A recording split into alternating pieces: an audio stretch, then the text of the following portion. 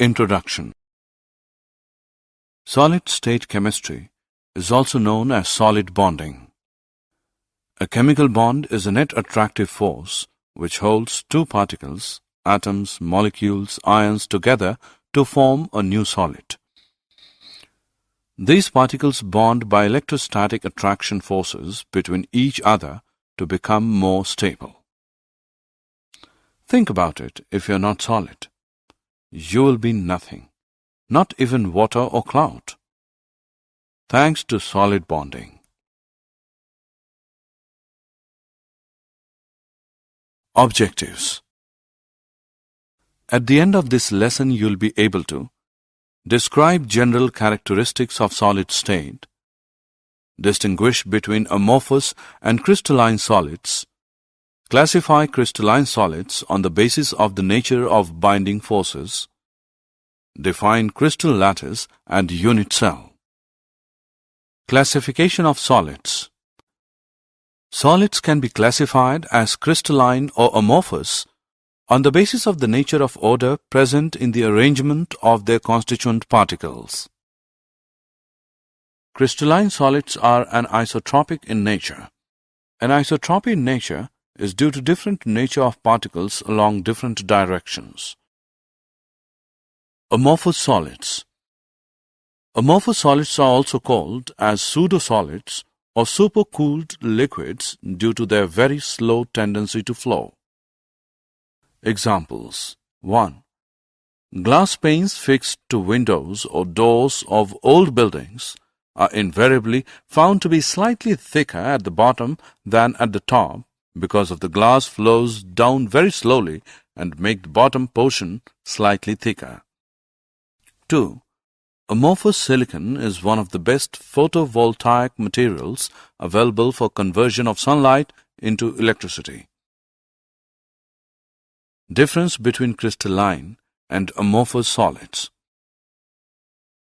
Classification of crystalline solids. Crystalline solids can be classified on the basis of nature of intermolecular forces operating in them into four categories like molecular, ionic, metallic, and covalent solids.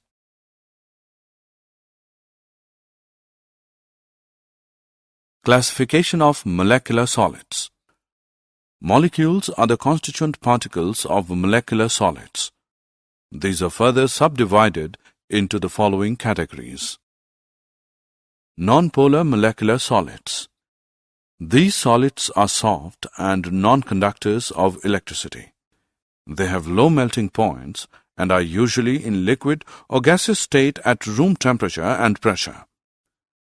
The atoms or molecules are held by weak dispersion forces or London forces.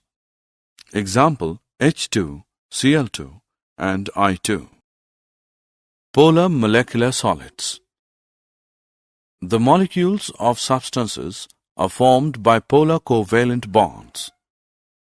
The molecules are held together by stronger dipole-dipole interactions. These solids are soft and non-conductors of electricity. Their melting points are higher than those of nonpolar molecular solids. Examples, HCl, SO2.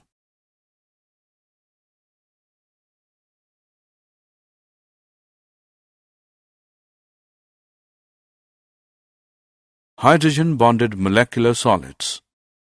The molecules contain polar covalent bonds between H and F, O or N atoms. They are non-conductors of electricity. They are volatile liquids or soft solids under room temperature and pressure. Example, H2O, ice. Ionic solids. Ions are the constituent particles of ionic solids. They are formed by the three-dimensional arrangements of cations and anions bound by strong Coulombic electrostatic forces. These are hard and brittle in nature. They have high melting and boiling points. They are electrical insulators in the solid state.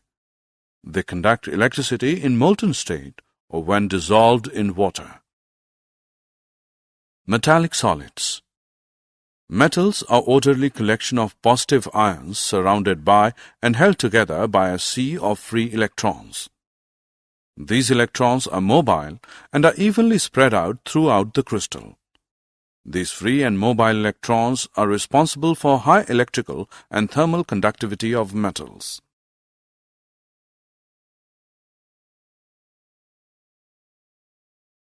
Covalent or network solids. Covalent bonds are strong and directional in nature, therefore atoms are held very strongly at their positions. Such solids are very hard and brittle. They have extremely high melting points and may even decompose before melting. They are insulators and do not conduct electricity. Examples: diamond, silicon carbide. In graphite, carbon atoms are arranged in different layers, and each atom is covalently bonded to 3 of its neighboring atoms in the same layer, which can slide one over the other. This makes graphite a soft solid and a good solid lubricant. Crystal lattices and unit cells.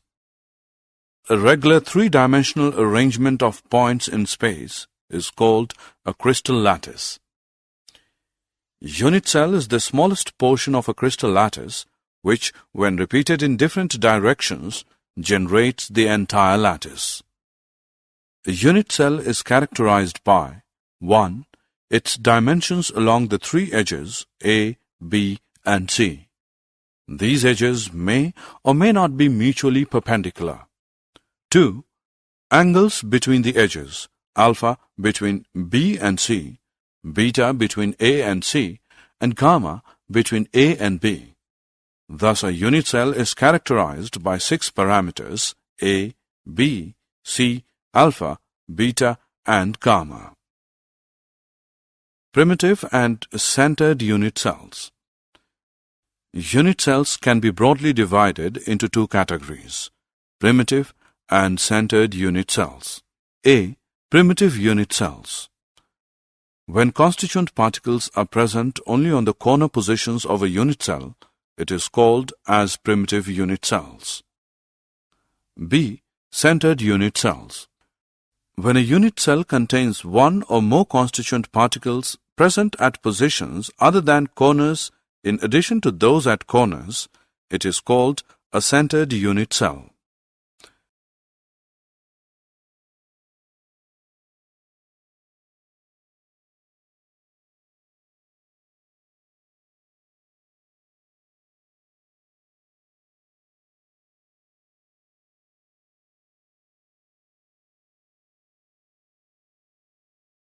Centered unit cells are of 3 types. 1.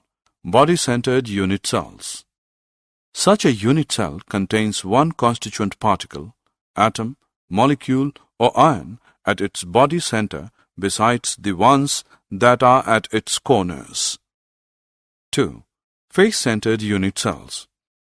Such a unit cell contains 1 constituent particle present at the center of each face besides the ones that are at its corners. 3. End-centered unit cells.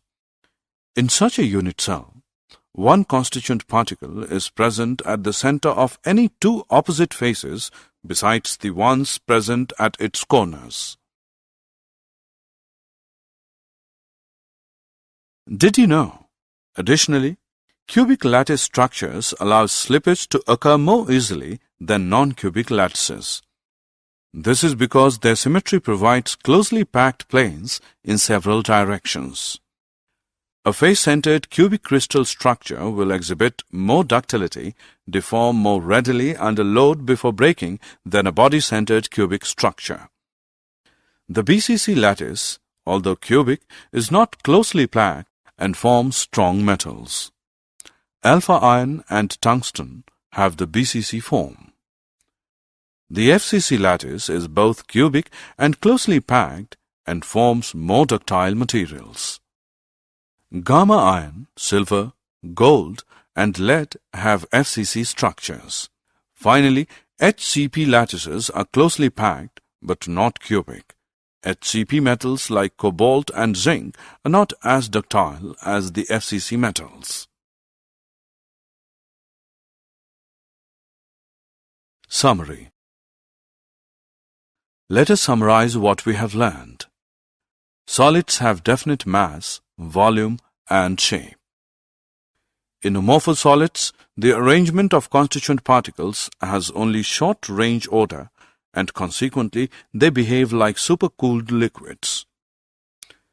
In crystalline solids, there is long-range order in the arrangement of their constituent particles. On this basis of nature of interactions between their constituent particles, they can be divided into 4 categories, namely molecular, ionic, metallic, and covalent solids.